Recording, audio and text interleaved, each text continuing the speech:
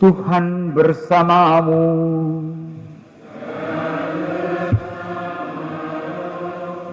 Inilah Injil Yesus Kristus menurut Matius.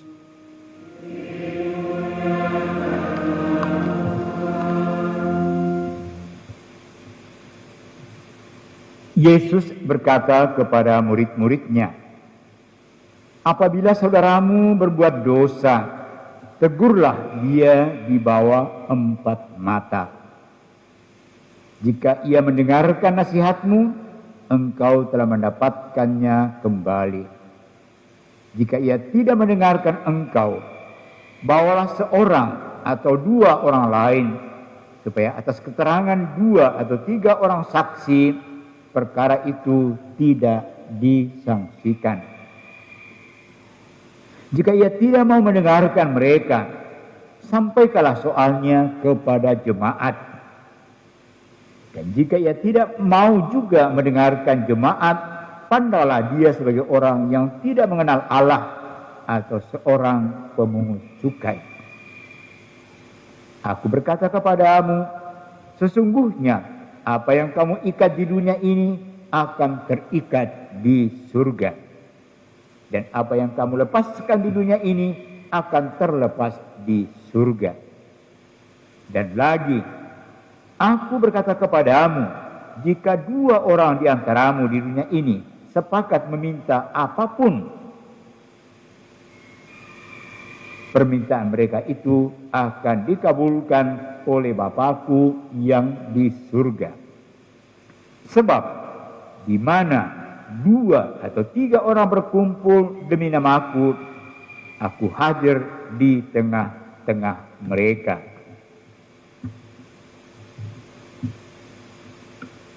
Demikianlah sabda Tuhan.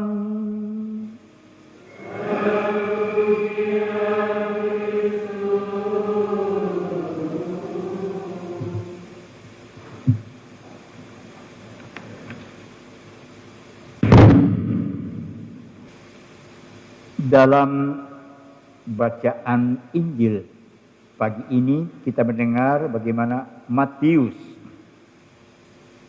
menampilkan Yesus sebagai tokoh yang mengajar umat bagaimana hidup sebagai umat, sebagai murid Yesus. Dan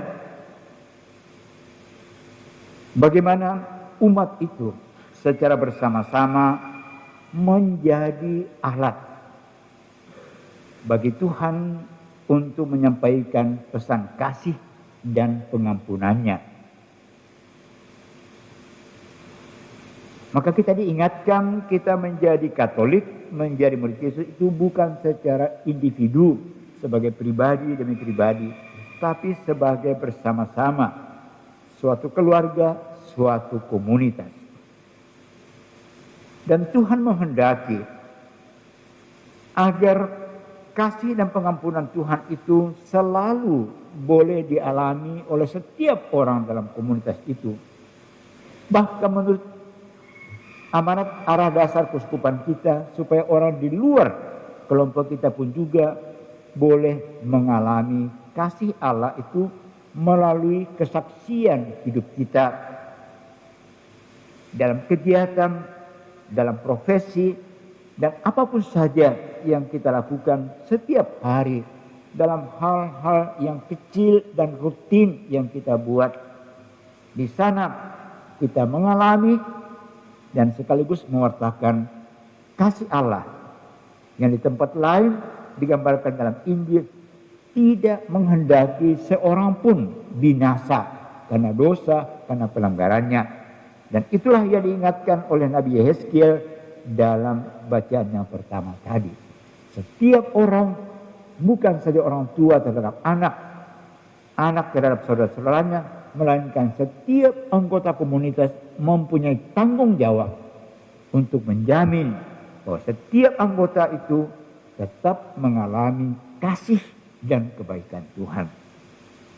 Maka tanggung jawab, kepercayaan yang Allah berikan kepada kita dalam gerejanya memang luar biasa. Kita adalah manusia yang berdosa, yang rapuh. Bapak Paus Fransiskus sering kali mengingatkan, saya ini orang berdosa. Untuk tidak memberi kesan bahwa mereka yang mempunyai jabatan atau fungsi dalam gereja itu lebih suci daripada yang lain. Kita semua adalah orang yang berdosa. Tetapi kita mempunyai satu tanggung jawab yang sama, yaitu supaya kasih Allah tetap dialami oleh setiap warga gereja, oleh setiap murid Yesus, oleh setiap pengikutnya. Dan dalam rangka itulah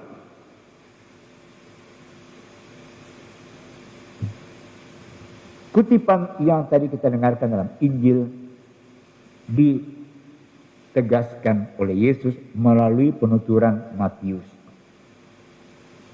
Bila saudaramu bersalah, kamu mempunyai kewajiban untuk menolong dia meninggalkan jalan sesat atau jalan salah, atau mungkin yang berlawanan dengan perintah Tuhan, dan kembalikan dia ke dalam kawanan kasih dan kebaikan Tuhan. Dan ada tahap-tahapnya, ada langkah-langkahnya di bawah 4 mata. Kalau satu persatu, satu demi satu berhadapan dengan yang satu, dia belum juga mau meninggalkan cara hidupnya, panggillah saudara yang lain sesuai hukum Yahudi. Supaya suatu kesaksian itu benar, minimal ada 2 orang yang memberikan kesaksian. Kalaupun itu tidak mempan, maka serahkanlah kepada pengurus jemaat, apakah ketua komunitas atau siapapun juga. Kalaupun itu tidak mempan juga, maka Anda harus memperlakukan dia sebagai orang yang tidak mengenal Allah atau seorang pemungut cukai. Bukan untuk disingkirkan, tetapi untuk berdoa dan memberikan perhatian lebih lagi kepadanya.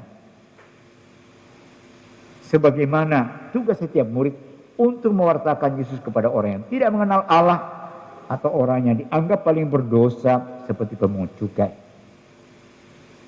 Jadi tujuannya ialah supaya saudara kita itu, siapapun juga, boleh kembali masuk dalam pangkuan dan kandang, kalau mau, kasih Allah yang menjamin bahwa dimanapun dan kapanpun dia, dimanapun dan kapanpun juga, dia tetap ada bersama dengan umatnya. Bukan hanya secara pribadi, melainkan sebagai suatu komunitas, sebagai suatu kelompok. Dan oleh karena itu, pada hari Minggu yang pertama dalam bulan Kitab Suci, kita disapa oleh sabda Tuhan yang begitu indah, tetapi juga sekaligus berat.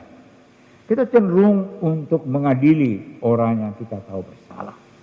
Bahkan kadang-kadang menghukum dia. Mungkin bukan dengan perkataan, tetapi misalnya dengan gosip. Kendati pun kita tahu persis apa yang terjadi, kita tidak mempunyai hak untuk mengatakan kesalahan, apalagi kejahatan seseorang. Kita wajib memperlakukan dia sebagai orang yang tidak mengenal Allah, dan oleh karena itu kita mewartakan kasih dan kebaikan Allah kepadanya lebih daripada yang kita wartakan mungkin dalam keluarga kita yang semuanya Katolik. Dan itu adalah kewajiban, mewartakan kasih dan pengampunan Allah kepada siapa saja yang kita tahu dia menyimpang dari kasih dan pengampunan Allah itu, atau dia hidup berlawanan, bertentangan dengan kasih dan kebaikan Allah itu.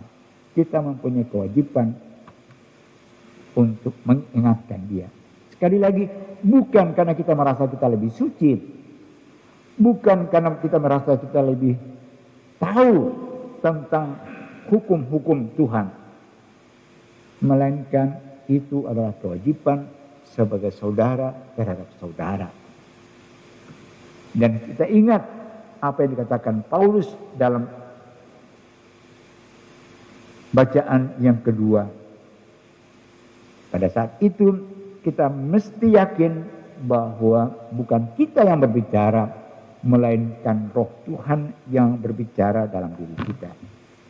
Sebab ingatlah, siapapun juga kita ini, apapun juga tindakan dan perilaku kita, sesungguhnya Roh Kudus itu sudah bersemayam dalam diri kita. Dan melalui kita dia bersemayam dalam keluarga kita. Dia bersemayam dalam profesi kita. Dia bersemayam dalam kegiatan kita. Tetapi pertanyaannya ialah, apakah dia kita on-kan atau kita off-kan? Apakah dia berfungsi untuk membawa kasih dan pengampunan Allah, atau justru semakin menjauhkan kita dari kasih dan kebaikan Allah itu? Kalau mau, kita sedang menuju kepenuhan surga dalam hidup kita sekarang ini. Surga ada di dunia ini. Hanya perlu setiap hari dan setiap saat melalui doa-doa kita, melalui pembacaan firman, kita lebih mendekatkan diri kepadanya. Dan bila ada saudara kita, apalagi kalau itu anak kita, yang kita tahu hidupnya menyimpang dari sana, ada tanggung jawab. Sudah oleh Nabi Yehezkiel 5 abad sebelum Kristus lahir, itu sudah diingatkan.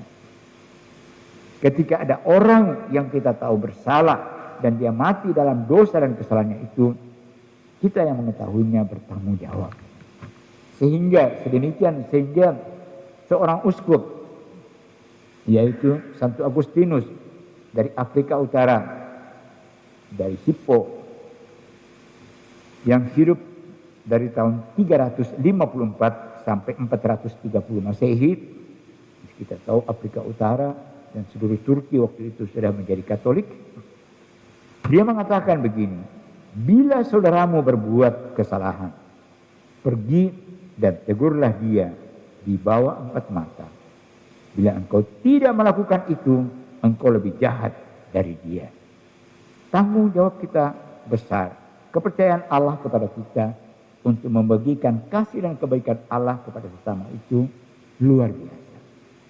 Dan itu membutuhkan kekuatan, itu membutuhkan keberanian. Supaya kalau dia lalai kita ingatkan apa yang menjadi tanggung jawabnya. Kalau dia berbuat salah, supaya dia meninggalkan dunia kegelapan itu, dunia dosa, dunia neraka, dan kembali kepada pangkuan kasih Allah dalam jemaatnya. Semoga roti Ekaristi, tubuh dan darah Tuhan yang kita sambut dalam komuni itu menjadi kekuatan kita. Dan sabda Tuhan yang setiap hari kita dengarkan atau kita baca, membimbing kita, memberikan kita keberanian untuk melaksanakan tanggung jawab kita, saling membawa satu sama lain semakin dekat ke surga. Dan semakin menjauhi neraka dan kejahatan. Semoga demikian.